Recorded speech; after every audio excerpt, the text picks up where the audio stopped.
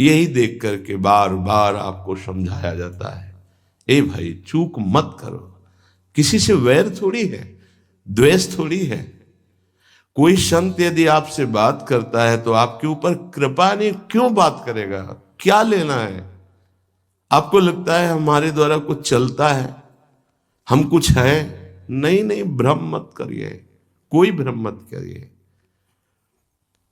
आपके लिए वो आपसे बात करते हैं, आपके कल्याण के लिए आपसे बात करते हैं, आपके कल्याण के लिए वो आपको डांटते हैं, आपके कल्याण के लिए आपको दुलार करते हैं।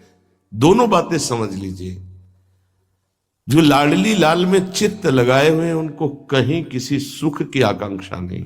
सच्चाई से समझ लीजिए, अगर वो सुख का कहीं खेल खेलते तुम्हें नजर आ रहे हैं, वो तुम्हारे लिए, तुम्हें दुलार कर रहे हैं, निकल चलो। तुम्हें डांट रहे हैं, निकल चलो। तुम्हें प्यार कर रहे हैं, निकल चलो। तुम्हारे मन को अपने प्यार में फांस करके श्री जी के चरणों में समर्पित कर देना, यही काम है।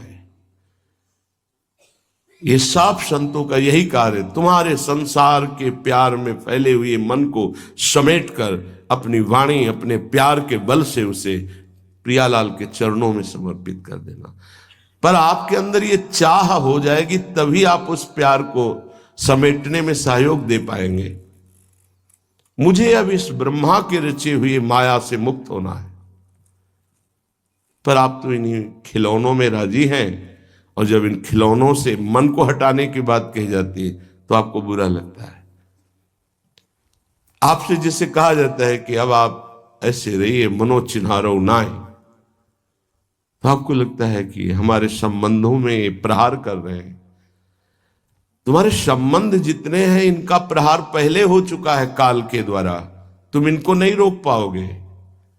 काल पहले ही काट चुका है सारे संबंध। बस तुम संबंध का राग लेकर के यहां से जाओगे, दुर्गति हो जाएगी। और संबंध को प्रियालाल के चरणों में समर्पित करके जाओगे तो सदगति हो जाएगी, अनुराग हो जाएगा। जो आसक्ति संसार के संबंधों में है, वही आसक्ति जब संत महापुरुषों से हो जाती तो मोक्ष का खुला हुआ द्वार, ये भगवान कपिल देव जी कहते हैं।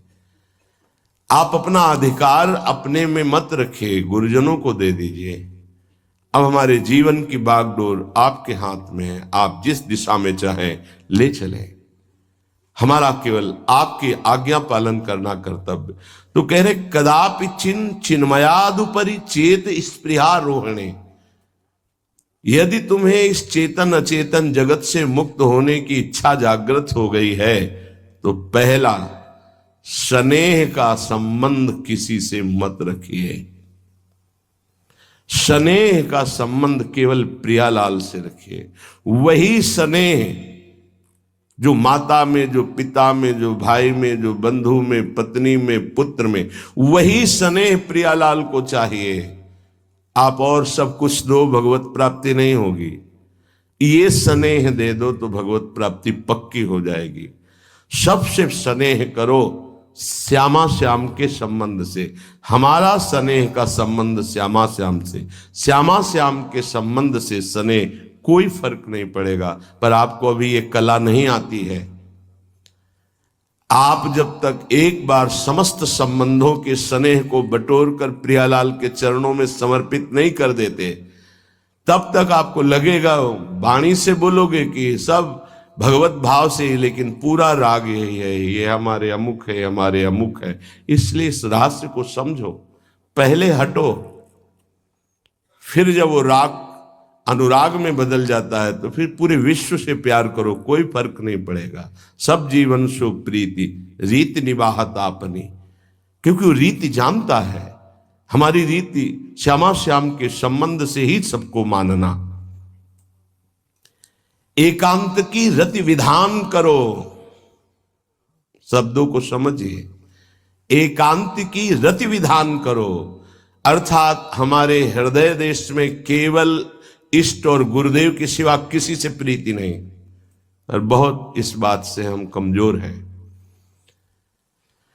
कहीं न कहीं हम अपनी प्रीति, हमारा दोस्त है, हमारा मित्र है, हमारा रिश्ता है, हमारा संबंध है, तो श्री जी करुणा करके आपको लाई अपने संबंध पुष्ट करने के लिए, फिर भी आप अज्ञानवश उन्हीं संबंधों को पुष्ट करते हैं जिससे आपकी दुर्गति हो जाए। जो आपके, अरे एक हिरण के बच्चा के संबंध ने एक जन्म नष्ट कर दिया, फिर और किसकी बात करें। इसलिए एकांत की रति विधान करो। एकांत की आपकी रति हो चुकी है, इसका परिचय आपके सामने भारी विपत्ति आई, मन केवल श्री जी में, भारी संपत्ति सुख संपदा केवल श्री जी में मन, यह है एकांत की रति। अब उसको कोई विचलित नहीं कर सकता। जहां विषयी जन रहते हैं, विषयी जन संभाषण करते हैं, उस स्थान में, उस भीड़ में, उन लोगों के बीच में अरुचि हो जाना। रतिम मदन मोहने विदधताम तदेकांतिकीम। एकांत की भक्ति, विरति, जन समुदाय, प्रपंच भाषण करने वाले, इनसे संबंध नहीं। ना संतु जनतापने प्रतिवसंतु वृंदावने।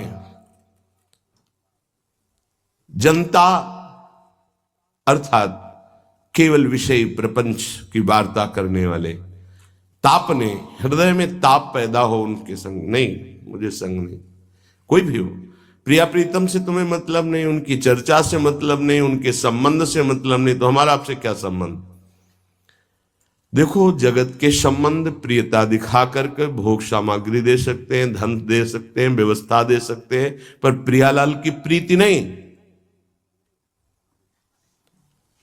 पूज्य श्री रघुनाथ दास गोस्वामी जी जब अपने गृह का त्याग करके महाप्रभु चैतन्य देव की शरण में गए, तो 2-3 दिन जो महाप्रभु को भिक्षा आती थी उसी से महाप्रभु दे देते थे। उनको लगा कि नहीं, जीवन जब महाप्रभु को समर्पित है तो हमको जीने का ढंग सीखना चाहिए, कैसे हम विरक्त होकर के जिए।